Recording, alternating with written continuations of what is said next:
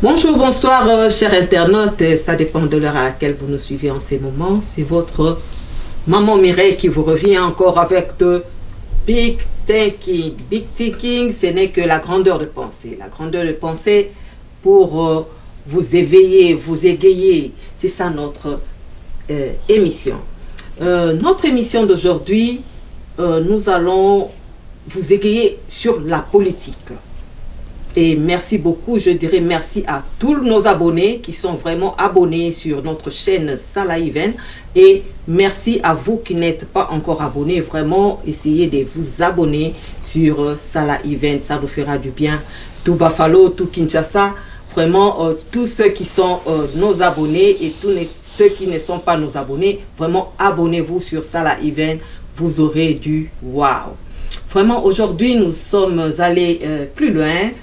Avec un conseiller, c'est un avocat. C'est avec lui que nous allons essayer de parler sur la politique. Comme je vous ai dit, ce n'est pas seulement sur la religion, c'est aussi sur la politique, pourquoi pas sociale. Pourquoi pas vous tous qui sont dans vos maisons, essayez de nous appeler par rapport à vos sujets. Nous serons là pour vous égayer. Aujourd'hui, nous sommes là, nous sommes partis chez messieurs. C'est un avocat, un conseiller. C'est avec lui que nous allons entretenir. Bonsoir, monsieur Murphy. Bonsoir, maman Mireille. Monsieur Murphy, c'est un conseiller du gouverneur du Congo central et c'est un avocat. Aujourd'hui, nous allons le recevoir comme avocat, conseiller. Que pensez-vous? Les tout à la fois, ça fait partie de moi. Oh, ça c'est génial. Tout ça, ça fait partie de lui. Parlez-nous un peu de M. Murphy. Qui est M. Murphy Lutete? Oh. M. Murphy Lutete, c'est le fils de M. Lutete et de Madame Clémentine Matuela, ma mère, l'époux de Madame Coco et le parent de ses enfants. Voilà, licencié en droit et avocat depuis 2013 au barreau du Congo central. Au barreau du Congo central, parlez-nous un peu de la politique. Est-ce que vous êtes politicien depuis combien de temps? Oh, depuis belle lurette. Je suis personnellement plongé dans les activités politiques au niveau du Congo central. Je pense que c'était depuis 1998 que je suis dans les sérails de la politique du Congo central. Depuis 1998, juste après l'entrée de la FDL. Est-ce que vous avez votre parti là où vous êtes en train d'évoluer? Oui, j'ai un parti politique jusqu'à preuve du contraire. Je suis de l'AFDC, du professeur honorable sénateur Modeste Bahati Lukwebo.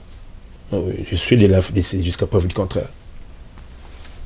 Mais aujourd'hui, nous avons entendu parler du gouverneur. Aujourd'hui, c'est le dépôt de candidature.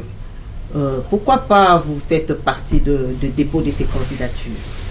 Non, ben, au Congo central. Je suis juriste de formation et praticien du droit. Je pense qu'il y a certaines choses qu'il faut recadrer. Je peux donner un exemple. Vous voyez une femme mariée, mais les parents de cette femme-là sollicitent le mariage pour leur femme, alors que la femme est mariée. Il a un mari chez lui à la maison. Ça n'existe pas. Donc je trouve que les gens s'embrouillent inutilement. Le Congo central a un gouverneur. Donc il n'y a pas de vacances là-bas. Il ne pourra pas avoir des élections. Je pense, moi je fais foi à cette philosophie de l'état de droit que prend le chef de l'État. Et d'abord qui est constitutionnel.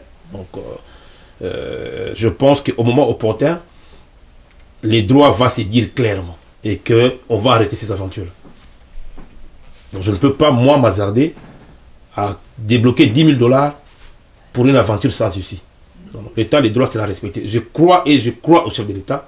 Au moment opportun, il va faire respecter l'état des droits. Respecter l'état de droit, vraiment, comme je vous ai dit que cette émission, c'est une émission bilingue. Donc, nous allons parler aussi en lingala. Pourquoi pas en kikongo, pourquoi pas en anglais. Donc, allons-y comme ça nous pousse d'aller. Mais, olobite mokonzi amboka a kosala lisusu nini parce que ndenge tozolo babo eza na ba candidature eza déjà déposé na kati ya Seni. Est-ce que vous êtes au courant? Non, naza au courant. Ou en tout cas, gangstérisme juridique. C'est-à-dire, bah gangster mo ba basali kuna bango. Mais à un moment, le patron de la République, le chef de l'État, l'incarnation de l'État de droit, yemoko à côté l'élément, à côté tel que mais ça est côté l'élément c'est aussi là.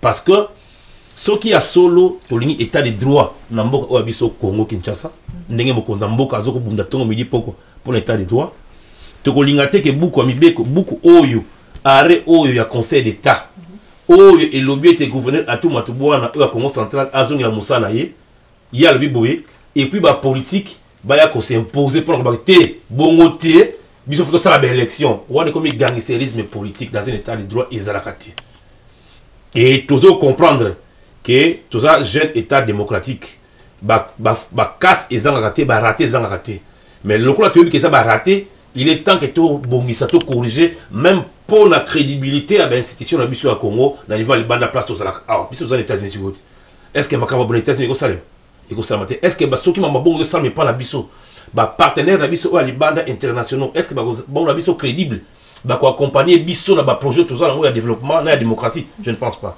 Parce que la démocratie, la loi est plus forte. Alors que la loi est plus forte, et la loi est kala. Si ils ont des textes pour régir la nationalité. Est-ce que le guitarisme politique, vous éviter que le guitarisme politique pour venir défier après ce qui a été déjà dit ou ce qui a déjà été mis sur Sénat? Non. Sur Seni, pardon. Non, Mokonzamboka, Azali magistrat suprême. Ali juge ou à l'équipe à juge sur les colos. Dans le moment où il est opportun, à cause d'un document à comprendre bango, où ils animent. Bakolo balabiso que non à tout matubwana, Azali déjà destitué na arrêt ya cour constitutionnelle.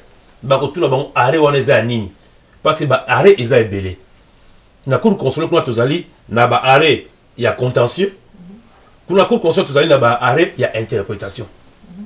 Eza lokola bango bakelo kotsa arrêt ya interprétation balobete article o ya mibeko o to yebi yangote elini ko lobanini ba esi bango non na highway soko moni ba che 60 veut dire que tambo na 60 so mon autoroute ba che 50 elini ko ba che palu ba che 50 elini ko ba tambo na 50 et lobite que yo le gaki 50 wana balobite que yo tambo la 50 wana mais balino soki o moni ba che boy elini ko la ki sa ke tambo la vitesse boy mais balobite que yo le gaki wana et bah lui personne qu'on l'équipe la vitesse soit la vitesse soit on fout amende à boy ok pas la DMV à ou tourna ou bien la police et non non n'a pas non mon autoroute bah tiens vitesse 50 et Nicolas Banim oui et Nicolas Baité ce qui monte à l'équipe si vitesse soit à fout à pénalité mais et l'obité que yo le gars qui la vitesse soit donc fout à pénalité qui non et ça arrêt des principes arrêt il y a interprétation la carte arrêt sur autant bien il y a cour constitutionnelle au moment de ce cas ba comment qui combat gouverneur à tout exacté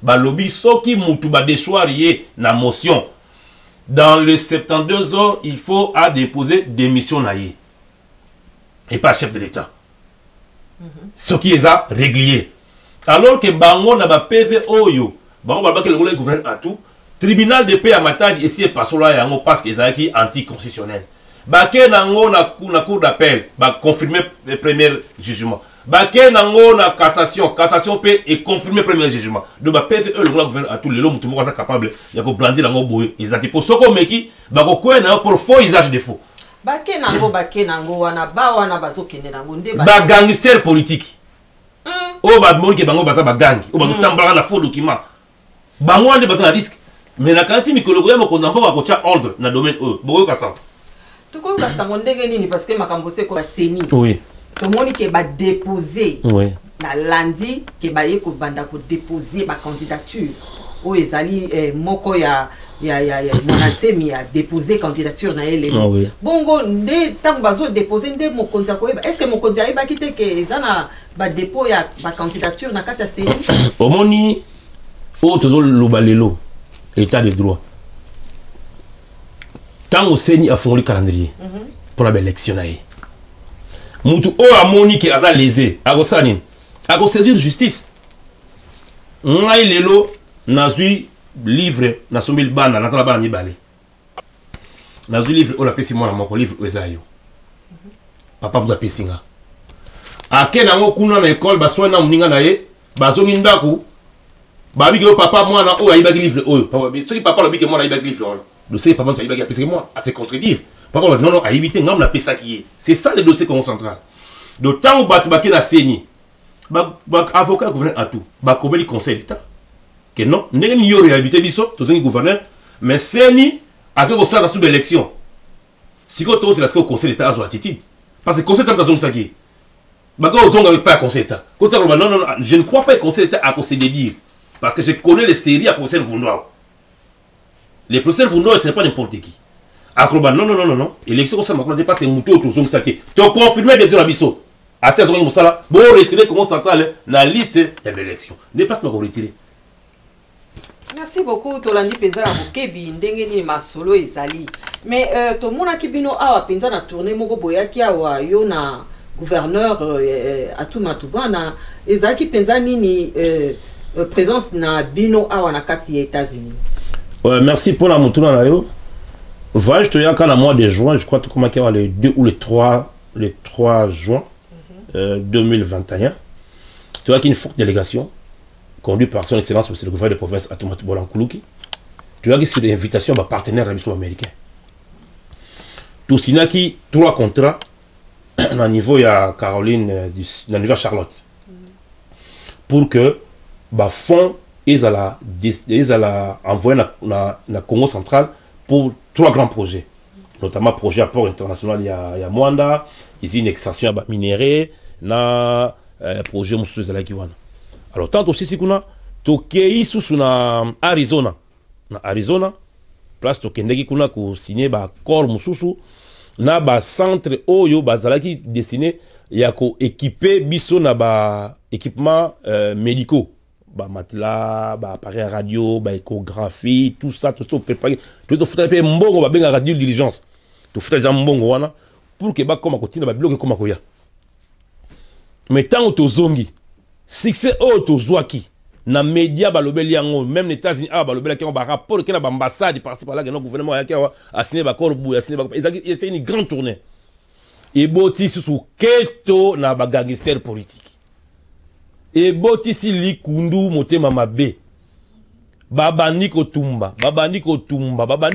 ti ba koti semai ti bien ko sala coup ya basali coup d'état au basali au la Congo central na message phonique ya VPM o eko kolongo la gouverneur de province par message phonique o leko na sa matela mokilo o to sala ngona mona sibu ya ba investir pe bazonga sima bakanga bo bazotal mais c'est le Congo central qui perd par la suite ba conflit pamba pamba voilà un peu ndenge tourner chose na niveau États-Unis ah qui pensa que zaki tourner est-ce que zaka ka tourner tout ça détournement o le salamaki na kati ya Congo central, il y a 140 millions pour réhabiliter Banzela ou na kati ya Congo central. Les ayango te saka keto wana détournement wana et ça que le côté kaka keto po boyaki awa pona ko sala makambo bo sala ki tope ko ya kozwa ba ezali que makambo bo sala ki ya politique. Ouais. Alors on a en tant que conseiller politique à gouverneur. Donc dans à la défensive. Je ne vais ménager personne. Hein, nakoluba pour depuis makambo pe banana biso to loba te le sengeli pe to loba pour bato ba comprendre maman landi biso bolanda penza ndenge nini conseiller ya gouverneur ya Congo central Atuma Tubana ndenge nini azo fungola azo panza nteke ndenge kana message ko yebisa bino te azo panza penza azo fungola nde tozo mona mosisa na kati to landi maman na Katia province, selon l'esprit et la lettre, il y a loi, c'est la libre administration des provinces. l'organe où ils allaient réputé pour contrôler l'exécutif provincial, le gouvernement provincial, ils allaient assemblée provinciale. Assemblée provinciale, ils allaient contrôler et puis il y a Bibeko. Mokonzamboka, dans le programme, il y a encadrement et puis il y a gestion, il y a bonne gouvernance. Il y a un pouvoir moins belé dans IGF, Inspection Générale des Finances. IGF a tindi mission de contrôle na Congo central. Mission na Congo central et ça les missions de contrôle. Mission na bango isili. Et ça IGF tango atika a sala contrôle atika o babenga feuille d'observation.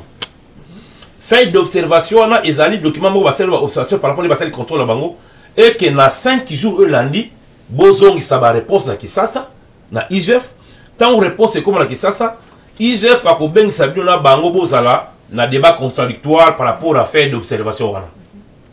Maman, mission est sili. Batola batiki fait d'observation na bango. Bazongi Kinshasa. Car tu bani ko répondre. Lettre moussous et bimi na IGF. Que non, bon de considérer fait d'observation wana, mission moussous ezali ko yakuna pour na ko éviter to à l'encontre ya biloko autozozele. Au monde place politique et contre la carte IGF place bangouna na biso ngai awa la public mona tanga bakombo ezate mais baza la carte IGF bato baza en complicité na adversaire na biso baza la carte IGF baza la carte IGF ba oyo balingi ko déserviser Congo central mission na basel musala bango en bonne forme il a fallu botika biso tu na ba fait d'observation to répondre parce que non auto super dans au bonne maintenant to répondre bokati mission wana botindi batu mususu bato ba pour 60 jours pour ça la contrôle. Tout ce qui va passer à Moussala Bango. Basali Moussala 60 jours et si basu de l'autre côté. Bassi Nitara Basseron Mikolo. Kinshasa Basseron Mikolo. Ba Luki Bazute. Tu dois aller au Blagozo. Ni Baekozo. Ba au Koutana, et le Kobabengaka, fonds secret de recherche. Ba Koutani na frais de ménage. Donc, frais de ménage, ils allaient Mbongo Oyo, ba pesera gouverneur. Pour la couler dans la counaye, pour la yamba paya, pour la somba maï, ne boye boye maï, ne baye basi moisi. Bango balubiete, mbongo la gouverneur a détourné yango. Pour la kembongo la ils a détourné. De ce que bana gouverneur ba foule pas que nous pas atelier, ah biso tolia kate bo pesa comme kate. Comment est-ce que boyo ko kende na zandu, mama teke no pilipili na mo pesa ka facture. Na wenze ya envoi douane. O se ka facture pas na posifier ba frère ya coller na ndako nayo. Ba force secret de recherche. Ils allaient ba fond ou ba pesa ba kondamboka net ngala ko ya boye na yo la gouverneur pour na que les ba pouvoir ils ba acte de souveraineté d'autant la yebe pas gouverneur na kende ba ko moi quelque chose ba pesa nga futa ma transport bogoyo ka boye la contact la kuna ba flek ya kabine ba koti il faut aller dans cette investigation ba mega ko d'enfer ba toana tant ba ko kende kuna yo ko singa redo ka la yo facture dans récit ya musala wa no sala kuna ils ba fond secret des recherches. On ne le justifie pas. Ils ont un fonds secret. On a un fonds secret des recherches. Comment retourner à la justifier? On a fait la sécurité pour passer à la sécurité professionnelle. Place politique. Moutou moko a reconnu que ça bisoté. Place ni ezali. Document au balu que non voilà. À tout moment tout bon a détourné bon à Banzela, a détourné bon à hôpitaux, a détourné bon à tracteur. Ezali et sika monté. Et puis il est là oh la zone balo boyer sans crainte d'être contredit. Moutou mon côté à la rapport à tout matoubo on a ekena IGF on a moutou mo ça monter et ça détournement intellectuel parce que tozo mona bato batangi mingi pina bako yiba na ndenge moko ya intellectuel to moni yango mingi na kata mboka na biso lelo yoko yiko lo baki est-ce que il fallait donner la facture mais est-ce que boko yiko sala makambo oh wana za gouvernement boko yiko sala ataku to za fonds secret est-ce que boko yiko zala pe na comment justifier cet argent maman, par rapport à effectivement vous avez raison quand vous parlez de fonds secrets mais vous pouvez justifier quand même votre mais on vous dit exactement il y a des justificatifs n'a aucun homme il y a des justificatifs oh il s'est fait boire quignos mais tant au parquet vas-y dossier patina parquet tant au parquet à Kangi comptable oh hasard censé parce que ce n'est pas les gouverneurs qui doivent justifier c'est les comptables qui gardent les pièces comptables. Tant que vous comptable, il faut justifier ma pièce. Dans le parquet, il y a cassation. Comptable, il y a un inspecteur qui a une preuve au grand IGF. Après, on l'a parqué, on va libérer comptable. Directeur de cabinet, il y a Bisso Zingeti, que je salue en passant. Hier, quand on a l'homme na comptable, les babines, c'est un point. Parce que, il y a des éléments, oh, IGF, il y a des preuves, parquet ennemi en haut. Non, non, non, ce sont des éléments de preuve. Parce que, les places politiques et contacts dans la carte IGF, na bangula ou Bisso, basé la carte IGF, tu vas comme la bango bien. Balasima, tu as comme. Balasima, bakotanga bakombo. Balasima bakotanga bino bakombo. Donc balasima boye bake tant tozozonga sur plateau bakombo na bino ekobima. Et kotanga. Quelles sont vos ambitions politiques vis-à-vis de notre pays? Bon, les ambitions, elles sont nombreuses. Dans un premier temps, pour remarquer que cause à la libanda gestion en Boka, ils ont permis les bissotés à apporter contribution. Pierre n'a bisso directement. Toujours participer indirectement, Nassimi Abakondi. En tant que conseiller, Européen, ça va conseiller pas Mokondi. Mokondi Azali libre, il y a quoi appliquer ou pas. Ils ont quand le bar la note, auto sala quand on sala musala, la note technique la bisso, na souka tout le baka. Après avis et considération. Au PC argument là yo, na souka lobby, votre avis m'obligerait. Donc Mokondi, oyo ko loba yanga la kosala, mais nga la proposer oyo. Au monde qui est vraiment direct dans la gestion. Mais si que l'ambition se communique, connaissant le vrai problème de la population de Bisso, Bisso Mokopé, tu participes à la gestion, tu me capé comme moment touche au Bisso en quête aux anangos parce que quand le bapé mingi na libanda pesa les différents, quand ça l'appelle la carte et le moussous. Né et l'autre ligne que tu me capé dans le Bisso à l'épreuve, tu comptes appeler la gestion. Attends le parlement, attends l'exécutif, attends ce qui va mettre pour te payer Pierre la Bisso directement dans l'édifice. La construction édifice national. Donc l'ambition est allée. Ceux qui ont basungi, ceux qui élection est en 2023, nous avons tenir le hango. Tous les candidats. 2023, la élection législative. Dans l'élection législative, au la candidat, au sotia le banga na côté. Na côté le banga qu'on n'est pas dans les places les banda, dans l'océan. Congo centre. Les places les banda na Mwanda. N'est pas la bisokuna. Place na côté le banga. Tolandi penza na boke binyo so monsieur Murphy ka kotia libaya donc 2023 eza mboto po nani akotikala bana poto bana yakin donc biso nyonso tozo kita na kati ya Kinshasa ko kendo tia pe mabanga na biso parce que on ne peut pas gérer le pays de loin. Donc nous devons gérer notre pays sur place par rapport à notre intelligence, par rapport à tout ce que nous avons comme intelligence, nous devons gérer notre pays sur place. Et M. Murphy Lutete, est-ce que Ozana makambo ninyo yo omonete awa na kata plateau tolobite o esengel na yo koloba topé esengel na yo ko pesa lokwa conseil parce que na yebi ete en tant que conseiller politique oza penza ba conseil mingi ya komema okoyi koloba nini na chef de l'état topokoyi koloba nini na makambo nyonso ezoleka parce que na candidature o tomoni lelo ba dépôt ya candidature na kati ya CENI. Non, eloko liboso na koloba ezali ya ko encourager chef de l'état.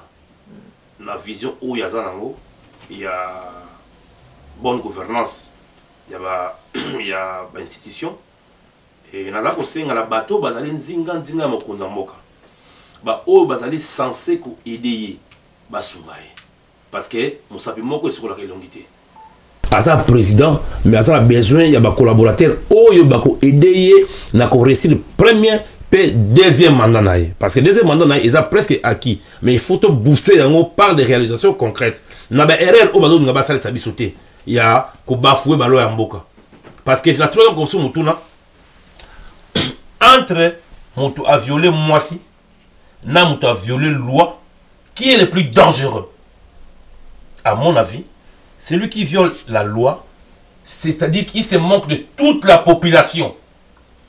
Na ba peuple o ba vota ki net biso constitution na biso en 2006 biso to kana référendum to vota ka yango yo siko mon na yo mibeko za ona oza ko stakana yango tu es plus dangereux que celui qui viole une femme. Alors est-ce qu'il faut continuer la méthode wana ba collaborateur na mokonza mboka ba pesa mokonza mboka ba vraie explication va permettre que Mokondamboka ayoka ka ba service à sécurité. Parce que le premier conseil Mokondamboka c'est le service à sécurité. Bah on va passer à une vraie température à chaque secteur, à chaque terrain, à chaque domaine. Va permettre bah tu vas cloisonner ba service. Bah tu vas service ba ça parce que les gens se croient que bah mingi baza ba collaborateur chef d'État bah kanisaki avant qu'il y ait un chef d'État, pendant qu'il y a comme chef d'État, ils ont un côté. Et comme différent. Il faut considérer l'étiquette, il y a président de la République qui est redevable devant le peuple pour que 2023 là, ils allaient rassurer. Donc, tout aider Mokondamboka, n'a pas respect du texte, n'a pas bonne analyse, n'a pas information réelle et à terrain pour orienter ma décision Mokondamboka.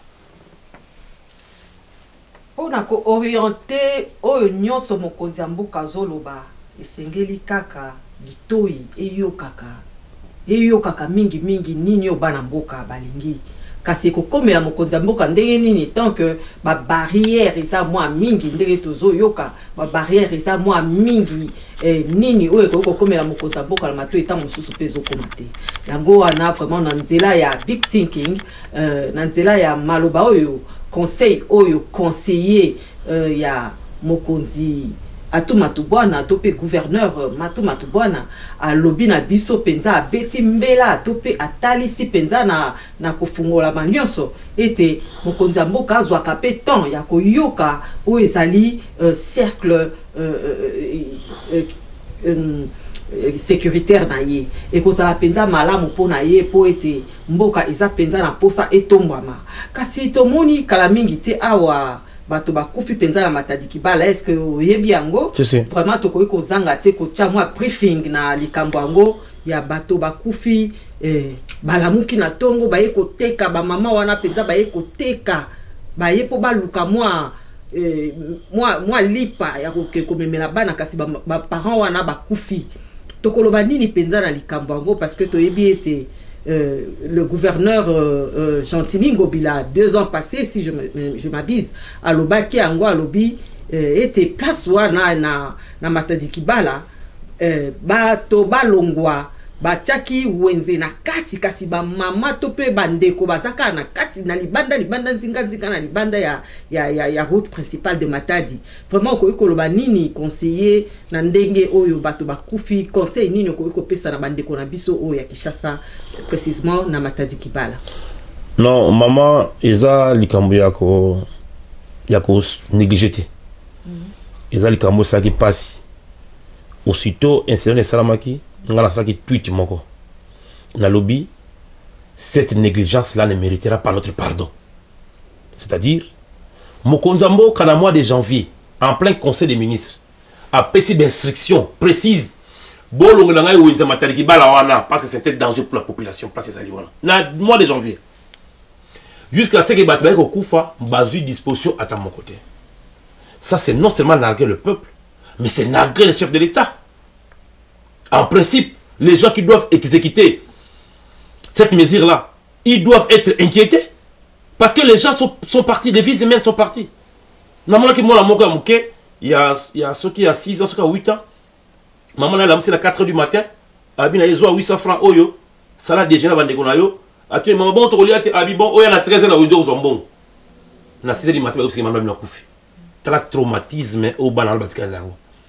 Pour la négligence, il y a des dirigeants, ça c'est un. Et puis 2, pour la négligence, il y a beaucoup de population. Parce que, nous avons par exemple, le Matadi par exemple. Là où on dit marché sud. Marché sud, les alliés qui toquent à l'époque. Quand on a Wenze, on a côté de la Wenze, côté de la balabala, pour la banque, on a assommé la balabala, baluka qui. Donc, pour la banque, quelle a carte, on dit, comment la banque. Mais ce qui veut dire que, nous sommes dans la pavillon 5. Mais on va pavillon 5. Sauf que nous, nous sommes dans la pavillon 3. Donc, il y a pavillon 3. Mais pourquoi nous sommes dans Ngombe, Ndunda, Tomate, Pilipi, nous place pour et ça aussi, la responsabilité, il y a population qui sont encore. Manque, il y a conscience, il y a bien de population. Mais la canisse c'était, et là, écoutez, moi, quand notre monde a sécurité, côté il y a côté à Kimonza. Ne sais pas si train les caca.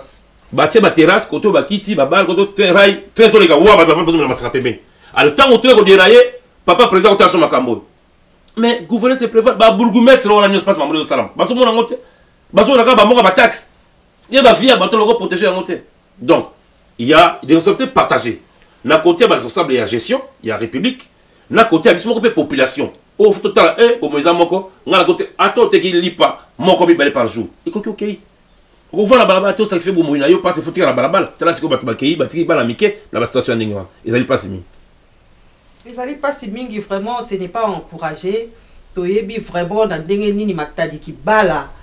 Bato ngai moko na yebi matadiki bala wana parce que nazalaki wana nga nazali ko TKP na boutique moko ezalaki wana to pe na chambre froide ya monene o ezali na kati ya matadiki bala. Je connais combien gouverneur azalaki chaque fois ko bengana basoda bazo ya bazo bengana. Ça je suis vraiment désolé avec bato nyonso baza wana tout autour ya nzela bako bengala bino me bozaka wana bako bengala bozaka wana vraiment eza pasi nazo compatir na bandeko nyonso mais comment na été bato bazo kufa et puis eza mbala liboso te bato bakufa na kati ya matadiki bala toyebi yango biso nyonso. Donc ce que je dis, je le dis en âme et conscience. Donc eza te moto ya zolo bana musika eza moto yo amona ba mort o ya matadiki bala lelo na ko monela ona musika to pe na bilili mais lobi na mona ki yango de visible et kozala vraiment responsabilité mingi pe ya population ko yeba etendenge papa Murphy auti koloba awa vie eza moko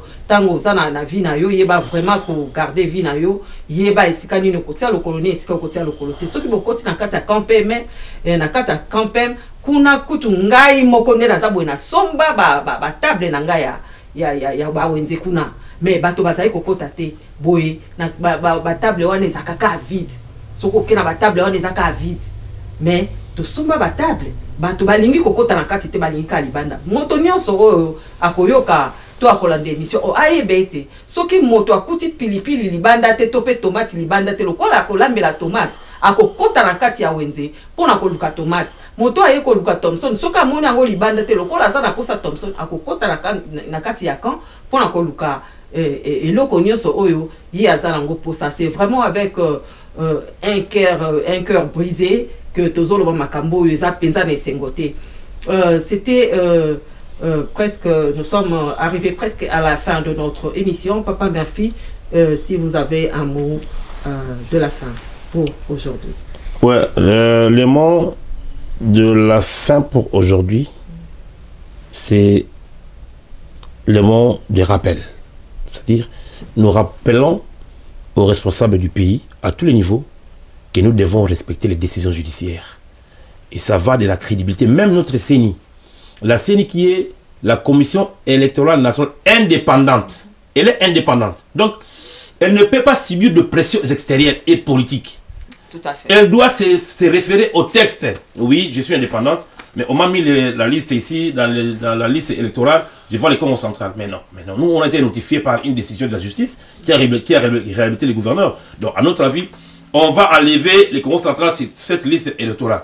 La CENI est obligée de le faire parce qu'elle est indépendante. Et cette indépendance, la CENI, va confirmer la crédibilité de cette institution, même au niveau des partenaires extérieurs, qui vont mettre leurs moyens pour les élections. Parce que ceux qui sont au CENI, à ça, le gangstérisme, la liste d'élections Salemi.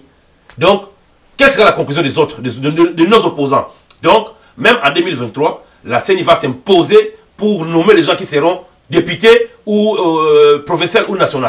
Donc, c'est la CENI qui va maintenant nommer. Donc, où se trouve maintenant l'indépendance de cette CENI?